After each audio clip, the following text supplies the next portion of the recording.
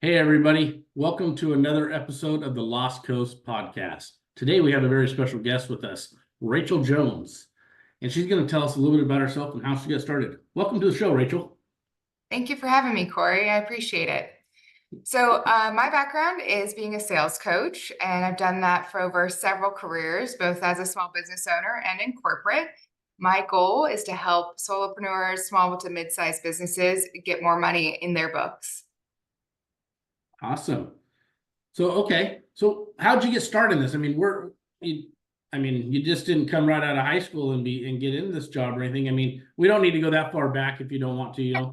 But what drove you to the job? How'd you end up there? It's funny that you said high school is because in high school, I decided to be a pet sitter and I got Vistaprint free business cards and printed out a whole bunch of Rachel's Critter Sitters and shoved them in everybody's mailbox before I found out that was illegal. So then I just started shoving them in their doors. And I think that's probably the start of my sales career. But then after that, as a small business owner, I had to be able to figure out how to get more clients in and how do I keep my team busy and making sure they're getting paid and I'm getting paid. So that was kind of the start of my journey. Was I had a night nanny agency that we took care of infants overnight. And I had a team that we grew over a 5-year time frame to about 50 employees. Strongly word of mouth, but also we really did a lot of initiatives from a sales perspective to bring in more of the community. And then from there, I went over to corporate and spent a little bit of time in the health insurance world, but specifically helping small business owners. So I would go in and chat with people and see, since I'd been in their shoes, what we could do to help them, help their employees. And I ran a national team for about the past 5 years before deciding to come over and freelance again and continue to help small businesses. Well, give us a little bit more insight on that. Now you have the background, you have all that. What exactly are you going to help these small businesses with? Yeah, so if it's a solopreneur, a lot of the time they start something, but they have a lot of expertise in whether that is, a dance studio, it's a catering company, it's weird, whatever it might be, but they don't necessarily have either the time or the skill set for sales specifically. And that's where I come in to help say, okay, where are you losing these clients? How are you finding these clients? What ideas have you tried? And what ideas can we maybe start coming up with to increase your revenue, increase the leads that you have coming in? And then once you have those coming in, how do we close them? How do we have those conversations on, are you doing a discovery meeting and then a proposal? Do you have follow-up in case people are ghosting you? So from there, that's how I work with the solopreneurs. With the people that have maybe a mid-sized business or small business that has a team of maybe 3 to 5 employees that maybe aren't producing at the level that they would hope they would, that's when I come in and help kind of do a discovery process of where are maybe the gaps in education, where can we streamline, how do we hold people accountable to their metrics. And most small business owners don't need somebody 40 hours a week, but I can come in 4 hours a week to take that burden off of them and try to help get more sales in the door. So you're just going to basically come in there, let the business owner, they open the doors to you, you kind of analyze what you're doing, you kind of, I guess, look over their policies and procedures and those kind of things and take a look and maybe find some holes in them and just fill them with something that would work more efficiently. Yeah, we're looking for the disconnects. If the owner has a vision over here, but it's not fully translated to your sales team, that's where maybe we can see how we can get that message across more efficiently.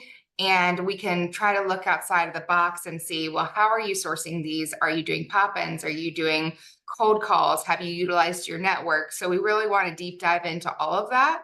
And I'm a big data person. So I want to know, what was the data that you've done so far? Do we see any seasonality? Are there months we really, really need to push because we know there's going to be slower months?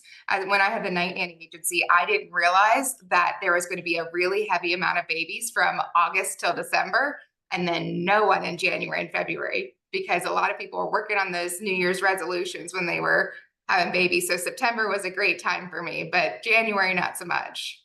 That's funny. Now, these businesses, you said the 3 to 5 employees kind of a thing. Now, how old or young do you work with business? When you're into the data, like you're saying, I mean, somebody who just started last week, they're not going to have much data, or, you know, they may not even have their business goals set really, except for just making the business survive, right? I mean, is there a way you can help, you know, the beginner and then, you know, the seniors businesses? Yes. So with the beginners, we do a lot of market research. Have you checked in on what your competitors are doing? Have you researched it online? Have we called your competitors? Because a lot of times I will call people looking to see if it's their service, or I'll just be upfront and say, hey, I'm not a competitor in your area, but I am trying to create relationships with people in my industry so that we can all be transparent and all earn a little bit more money. So we find out what that data is and then keep track of it over the first year, and then kind of build out what metrics we're looking for. Otherwise, other companies that I've been in have been 15 to 20 years old, but maybe have not utilized the data that they have or don't know how to access it. So that's where we go through and look at their CRM system. We look at our client relationship system, where they have all the names and emails of folks. We look at their project management. Are they keeping track of the projects that people are doing? Are we keeping track of how many leads people are bringing in? So that's when we really deep dive and try to find all the data and that is relevant to keep track of for that particular company. Okay. So you come in, you got all this data, you've analyzed it, looked at it. Is there like do you have a platform you're using, you know, like some kind of technology tool, AI tool or whatever, that kind of assists you in this game? Yeah, so if they have their own technology, we'll utilize that. But otherwise, I use project management system that I use is called Monday. It's a really nice way to have a project management board, but also they can have their own like basic CRM system where they can add their contacts. We can track their deals in there. So that's a part of it. They just get that with working with me. The other product that I use is called Avoma. So the nice thing is with that, I can help people all over the US or the world because it is an AI that just comes in as a note taker on their meetings. And that's when the sales reps can go, okay, hey, I had a really hard time overcoming this objection. Can you help me here? And tag me in that piece of the recording so that I can go into that exact spot and coach there. The other part is I can build snippets. So if I have to, I know I'm going to hire 2 more training people in the future. I'm going to build a library for them. So if somebody who did a really great job on a proposal, I'm going to pull out parts of that and build it so that way it's a little bit less of a learning curve for new people moving forward.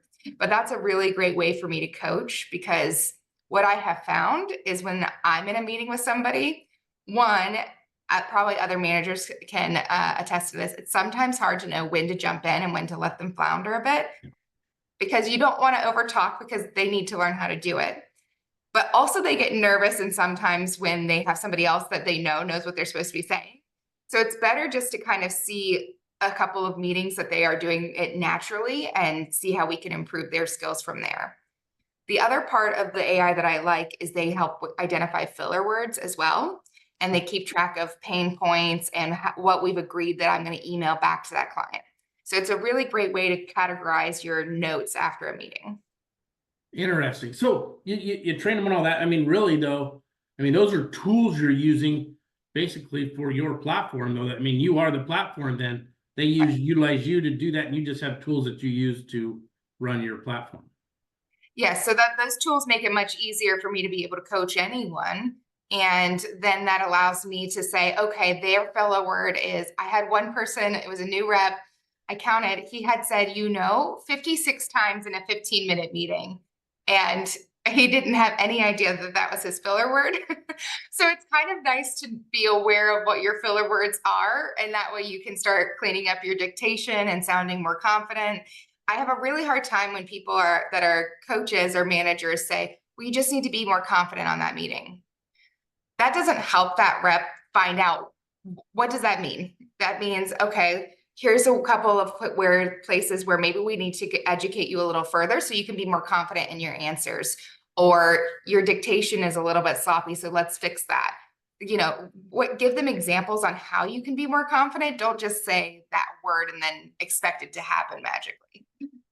Now, I don't want to make any puns or anything, but my ex used to think if she just told me to do something that I would be able to figure it out, right? And I think that's what you're saying. Let's be a little bit more specific here. Let's, No, don't tell me I need to be more sensitive when, what am I not being sensitive on, right? That's kind of Exactly. what you're saying. Yeah, I get it. That makes sense. I see that in all the industries. I mean, I can even relate it to mine in the financial piece, you know. We tell people, you know, you can't just tell somebody you need to save more money. Well, Right. it's how? Show me how. You Exactly. know, what's the strategy we're going to use? So so you're in this businesses now, and how long do you stay with them? You know, I mean, or do you come in, you fix them, and then you're out, or you come in, you stay with them? You know, what's kind of the process here that you guys use and stay with them?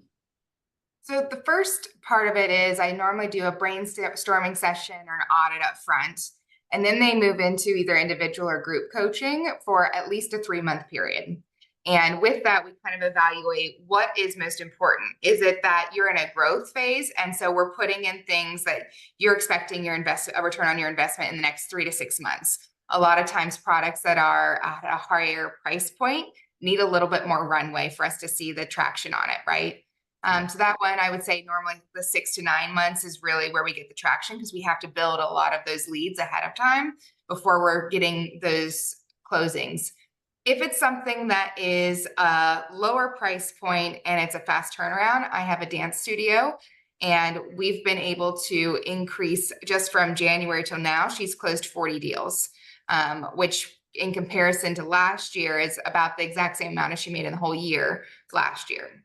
So for that, she's kind of got a system down now.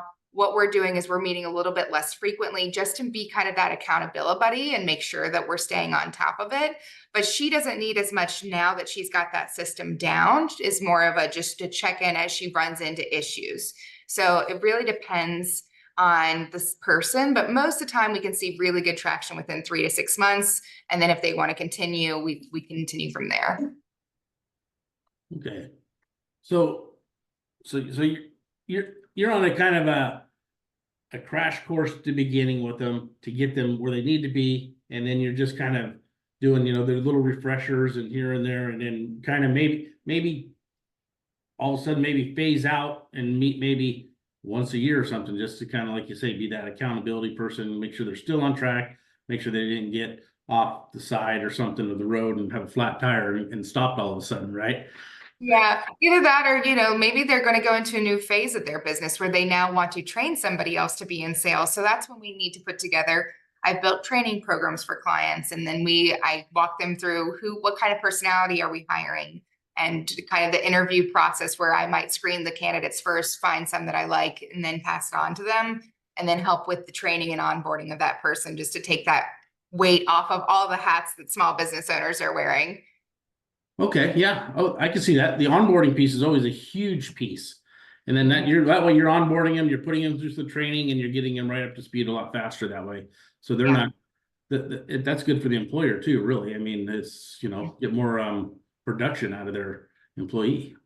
Well, and then they don't have to put aside the time, right? Because I've been in those shoes where I've either had too much on my plate as a manager or as, small business owner, where I've had to delegate that to somebody else. And it just makes my life a little bit easier if I know confidently somebody else is going to handle that. So I'm just curious because I mean, I can see where you come in and who do you usually meet first with, the business owner or the business manager? I mean, sometimes those are the same person, I realize, but like in a bigger situation, you got the business owner and the manager, and usually there's a little friction on, each one wants to kind of do anything, but in the end, the owner usually wins.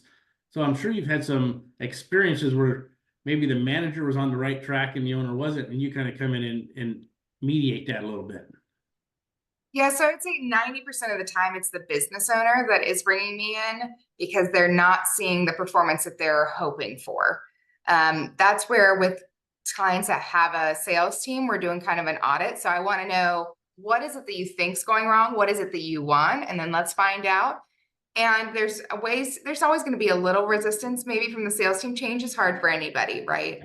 But my goal is always to find out what motivates that team or that manager. Is it you want to make more money so that you could have vacations or free time?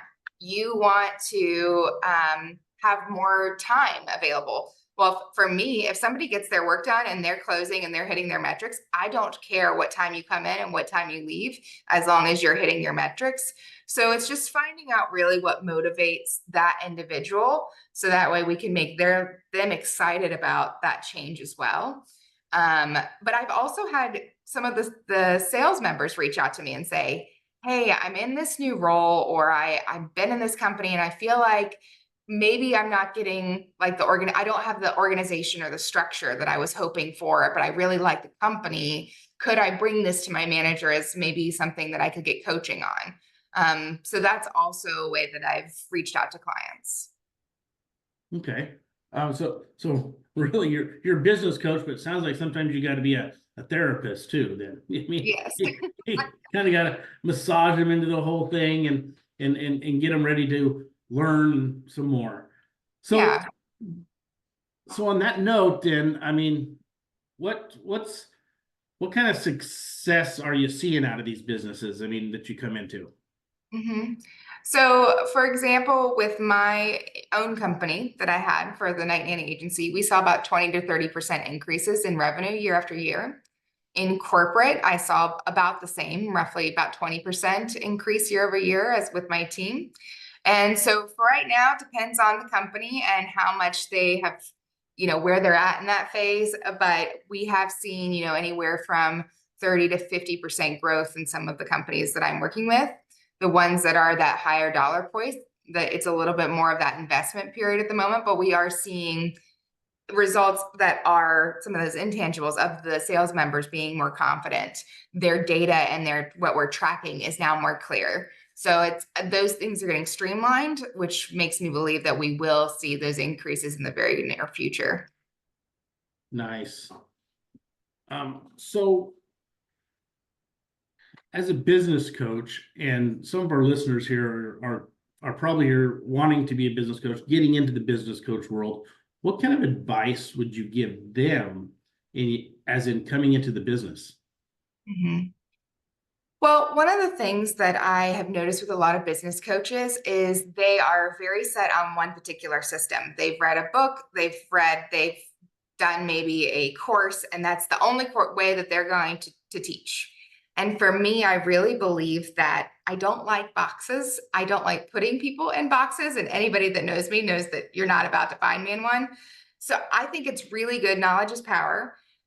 Read all the things, take all the courses, but you need to go and familiarize yourself with that particular client and then build something that works for them. And that could be a mixture of these, sales tactics, or it could be, you having to go and research something because you're not quite sure that what you have in your toolbox fits. So I think that's my biggest thing, is have many tools in your toolbox, not just one.